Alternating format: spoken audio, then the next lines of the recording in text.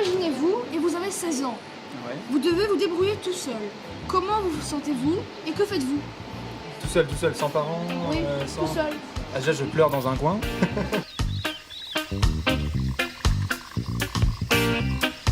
Et après, je vais essayer de m'orienter vers des structures d'aide, je pense, des choses comme ça. Parce qu'à 16 ans, on peut rien faire, on peut rien louer, on peut pas travailler, on n'a pas l'expérience et tout.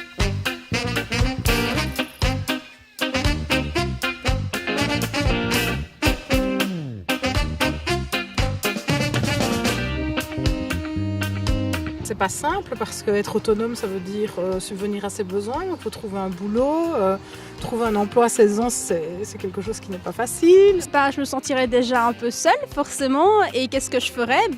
Je suppose que je chercherais à avoir plus d'amis. Et si jamais j'ai un problème, je regarde sur Internet ou alors je contacte mes amis. La grande révolution, el día que se despertará, el gran espíritu de la selva.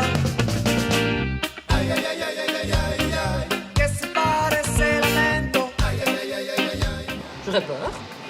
Je me dirais d'abord, qui pourrait m'aider? Donc voir si j'ai pas peut-être des copains plus âgés qui pourraient peut-être m'aiguiller, aller vers des structures spécialisées qui pourraient me renseigner. Beaucoup d'adolescents qui restent chez leurs parents parce que c'est assez difficile d'être autonome à l'heure actuelle, je pense. Malheureusement, je connais plusieurs cas dans mes élèves qui dépendent du CPAS parce que problèmes familiaux et c'est la seule solution qu'ils ont trouvée pour pouvoir s'en sortir, pour ne pas se retrouver à la rue. Payer un loyer, payer à manger, payer pour se déplacer, payer pour ses loisirs. J'essayerais de terminer des études puisque si j'avais 16 ans, je pense que je serais toujours en route. Je me sentirais seule. Maintenant, peut-être que ça m'amènera à d'autres choses par rapport aux autres. 16 ans et que si je suis toute seule et je suis censée être responsable, ça voudra dire que je pourrais... Il y aurait un autre chemin vers moi, quoi. À 16 ans, je ne me sentais pas forcément capable de me prendre en charge toute seule. Et donc j'aurais besoin en tout cas du regard et du soutien des adultes pour pouvoir me prendre en charge toute seule. Quand ils ne sont pas encadrés, c'est dommage. C'est dommage parce que c'est le gâchis d'une jeunesse déjà. On oublie que ces jeunes ont besoin d'aide et bien souvent on ne va pas les chercher tôt assez. Et quand certains jeunes s'aperçoivent d'eux-mêmes qu'ils peuvent voler de leurs propres ailes, ils vivent un peu d'illusion. Donc il faut essayer de faire en sorte de donner à nos jeunes déjà un équilibre scolaire qui leur permette de s'en sortir. Oui, on peut s'en sortir, mais pas tout seul. Et il faut favoriser les jeunes qui n'ont pas eu la chance d'avoir le même équilibre que les autres, à le trouver avec des accompagnateurs, même à 16 ans, pour pouvoir faire sa vie. Je trouve que les jeunes qui sont en autonomie, ils sont vachement courageux. Parce que c'est vraiment pas évident. Moi, je suis pas certaine que je réussis à gérer plein de choses comme ils doivent de gérer. Je serais super stressée et j'aurais peur et je me poserais beaucoup de questions quant à mon avenir. Ah, l'autonomie. Manger ce qu'on veut, faire ce qu'on veut quand on veut, prendre le bus pour aller à l'école, choisir ses fréquentations, rien de bien compliqué. La plupart des jeunes ont la chance de passer par diverses étapes qui vont les amener à devenir des personnes autonomes grâce à leurs parents, leur famille, leur entourage. Enfin, la plupart. Mais certains jeunes dans l'ombre n'ont pas le loisir de passer par ces étapes pour acquérir leur autonomie. Leur réalité est bien plus complexe. Ils n'ont pas le choix. Ils sont mis en autonomie.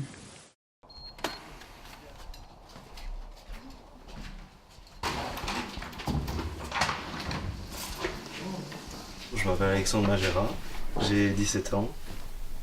Je suis en Côte depuis le mois de septembre et ça fait 8 ans que je connais le centre. Allô ? Je m'appelle Delphine Schmidt, j'ai 19 ans et je suis en autonomie depuis début mai. Ma mère, je la vois un mercredi sur deux. Et oui, je la vois encore, mais c'est pas des contacts réguliers parce qu'elle ne vient pas tout le temps. Du coup, voilà. Et puis, mais mon père, je le connais je l'ai connu. Puis à 9 ans, je n'ai plus de contact avec lui, il n'a plus voulu me téléphoner ni rien. J'ai eu cette idée quand j'avais 16 ans. Beaucoup de problèmes avec mes parents, ça devenait trop dur et je voulais partir de chez moi. J'ai dû chercher. J'ai d'abord été au PMS à l'école, qui m'ont guidée vers d'autres endroits. Je le savais que j'allais devoir aller en cote. Parce que quand on est dans un centre, on ne peut pas rester à l'infini, on doit être parti à 18 ans. Puis j'ai fini par arriver au SAJ. Là, la première chose, ça a été de me mettre à l'internat. Et quand j'ai eu 18 ans, on en a parlé avec le SAJ pour faire une mise en autonomie. Et que j'aille un cote à moi. Ça fait bientôt un an que j'ai préparé le projet. Et que j'ai eu d'aide sociale comme l'AMO qui m'a aidé pour ma mise en autonomie. Puis j'ai eu l'aide d'Anne-Sophie Adam qui m'a aidé à trouver un cote, qui m'a expliqué ce qu'il fallait faire et tout ça. Puis j'ai eu l'aide d'Evan Doal qui m'ont aidé plus mentalement que le matériel. C'est un peu une deuxième famille pour moi. Mes amis vivent encore chez leurs parents, donc quand elles doivent sortir, c'est l'accord des parents qu'il faut. Et puis elles vivent pas toujours du côté de Bastogne, donc je peux pas toujours les voir. Ça, c'est un peu ennuyant parce que du coup, je suis souvent seule, surtout pendant les vacances. J'ai passé les 2 mois de grandes vacances ici et j'avais personne. J'avais vraiment personne. Mes amies sont plus présentes pendant la période scolaire que pendant les vacances. Et là, c'était dur. Passer de la vie en communauté et puis arriver tout seul, c'est vraiment pas la même chose. Ne plus voir grand monde chez toi et puis il y a des journées où tu passes tout seul. Parfois les week-ends, je me sens vraiment seul.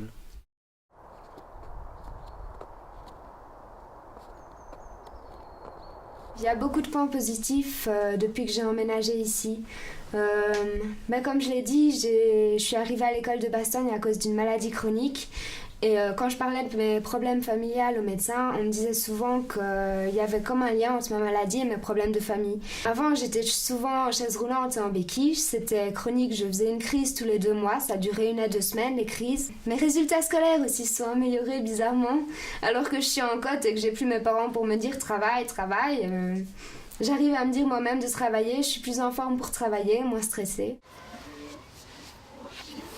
Quand on parle d'argent, je vois, eux ils parlent, ouais je vais m'acheter ça, je vais m'acheter ci. Mais moi je dis, arrêtez, vous avez de la chance d'avoir autant de parents qui vous achètent tout ce que vous voulez. Mais moi je me débrouille avec ce que j'ai et je ne m'achète pas n'importe quoi comme vous. Et puis je leur dis que vous verrez ce qui va arriver. Vous allez arriver dans le monde des adultes, vous allez voir que c'est moins facile que le monde des enfants. J'ai 50 € par semaine. J'essaie de mettre de l'argent de côté, mais c'est pas forcément facile, surtout qu'il y a souvent des imprévus. Je fais les courses toutes les 2 semaines et j'en ai pour 20 €. Je suis végétarienne, donc je prends pas de viande, et la viande c'est ce qui coûte le plus cher. Mais avec le matériel artistique, ça c'est dur, ça coûte cher et j'ai pas toujours l'argent. Du coup, là je galère un peu. Alors on empiète un peu sur la nourriture des fois, je me dis j'ai besoin de peinture, il m'en faut absolument pour l'école, j'achète de la peinture et j'achèterai plutôt des pâtes au mieux d'acheter quelque chose qui coûte plus cher.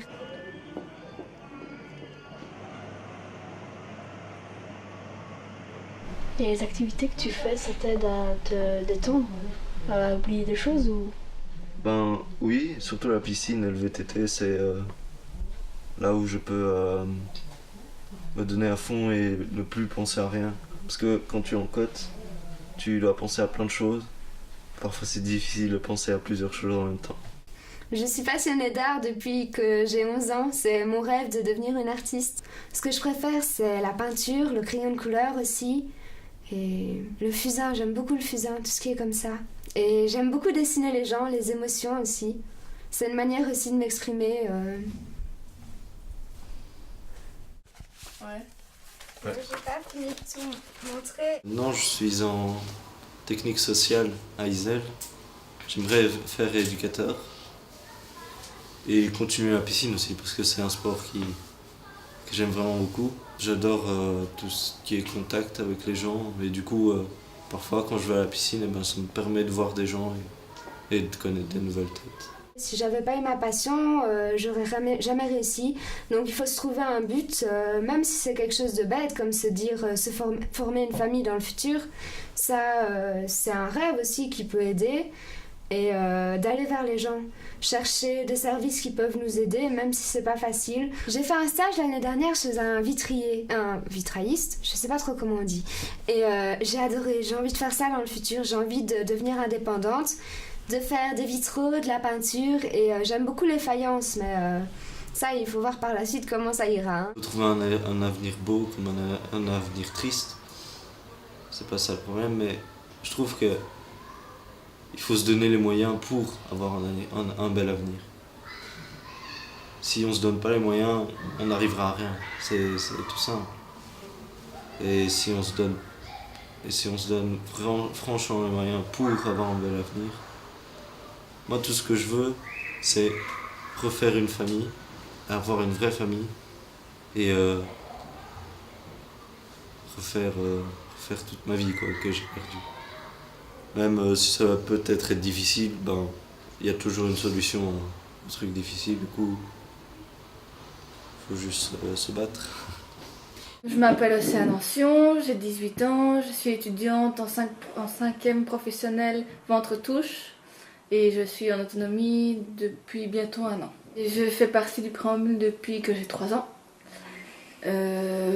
J'ai eu 2 réinsertions familiales qui n'ont pas fonctionné, dû ma mise en autonomie. J'habite à Arlon, près de l'église Saint-Martin, mais je ne donnerai pas mon adresse. J'ai ma famille de parrainage, j'ai aussi le home, mon assistante sociale et tout. Non, franchement, oui, j'ai quand même des gens sur qui compter. Comment ça se fait que tu arrives en Côte? À cause des problèmes de famille. Et tu te sens pas trop seul?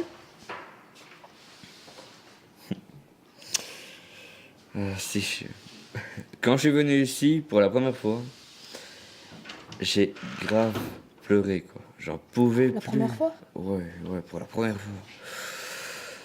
La première fois que t'es arrivé dans le Côte, tu t'es senti seul? Ouais. Ça donne dur. Ouais, c'est ça quoi. Et t'as des activités par hasard? Avoir des activités avec tous mes travaux, t'es fou toi, man. Et j'ai la vaisselle à faire, la lessive, le ménage, le repassage, j'ai la cuisine à faire les courses. Comment veux-tu avoir des activités avec tout ça? Ok, désolé. C'est pas grave, hein. Et t'as quelqu'un sur qui compter?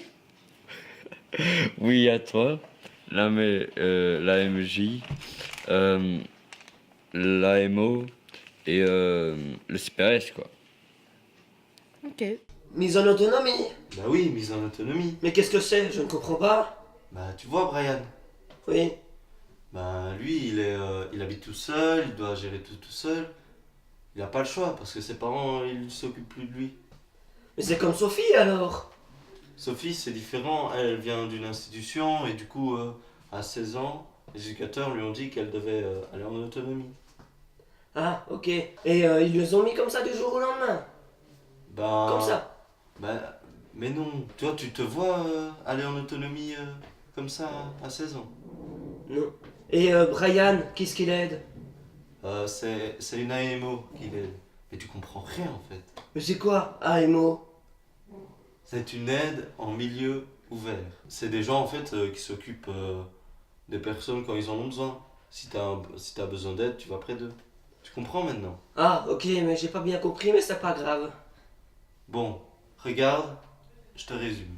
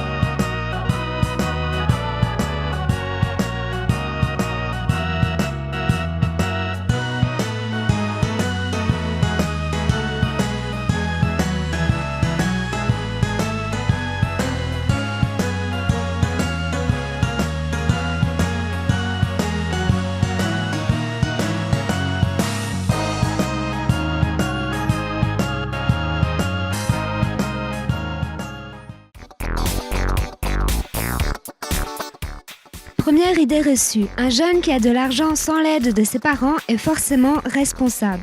Faux. Le jeune peut tout aussi bien jeter son argent par les fenêtres. Faire des dépenses inadaptées par rapport à son budget de départ. Jouer à des jeux en ligne qui peuvent souvent lui être défavorables. Deuxième idée reçue. Un jeune en cote mis en autonomie a forcément tout le temps devant lui pour réussir à l'école. Faux.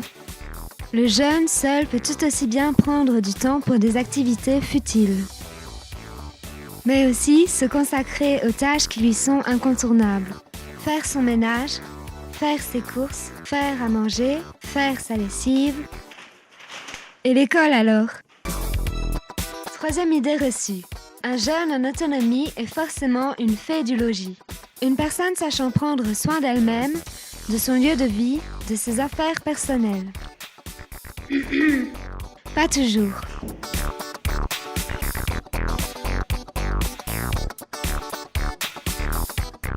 Et vous, vous en pensez quoi ?